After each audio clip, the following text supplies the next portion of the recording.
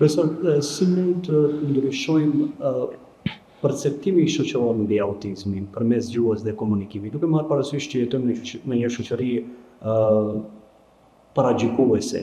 Si mund që kjo shoqëri të jetë më e hapur për vetëm duke i nxjerrë publikisht më shumë këto persona. E para e punës, asnjë prind, asnjë personalitet nuk guxon ta fsheh problemin që e ka.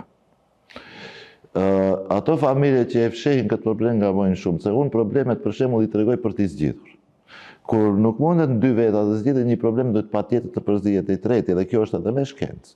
Kjo është edhe me çfarë, edhe në filozofi, edhe në shkencën e logjikës, sido që ta merrni, edhe në matematikë, edhe në gjuhësi gjithkund. Domethënë përdorim një parametër të tretë për caktuar këtë proces të signifikimit që i themi ne semiologët.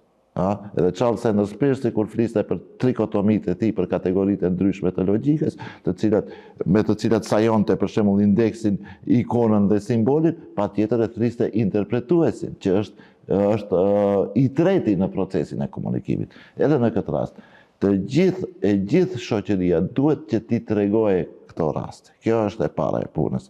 E dyta, duhet këto fëmijë sa më shumë të jenë bashkë me natyrën dhe me prindin. Ata diqysh funksionojnë ashtu siç funksionon natyra. Janë të zhveshur nga çdo lloj, si ta quaj, kontekstualizimi ose konvencionalizimi. Ne e dim që në shekullin 20 edhe semiotika ime shumë u konvencionalizua përmes Ferdinand de Saussure të tjerëve të cilët e shprehen shenjën gjuhësore për shembull, apo ato logjike më herët. Po mos harrojmë se edhe ajo filozofike e para mesjetës dhe gjatë mesjetës i ndante shenjat në natyrore dhe të konvencionalizuara. Ato natyrore çka janë? Ngryset dhe bie shi, dita, nata, rritja e natyrës bimore, shtazore. Fëmijët me autizëm rriten me këtë lloj parësie, mos i them primitiviteti që kështu quhet në shkencë, jo në konotacion negativ, po pozitiv të fjalës, të shoqërive të para, domethënë të shoqërive biologjike, do kisha thënë, të ndërtimit të shoqërive tona, të funksionalitetit të tyre. Ata jetojnë me këtë. Edhe unë e parashtroj pyetjen pse mos? Pse ne jemi të veshur me një civilizim të ri, të teknologjizuar, ku do të përjetojmë pasojat e determinizmit teknologjisë, siç thoshte dhe Marshall McLuhan.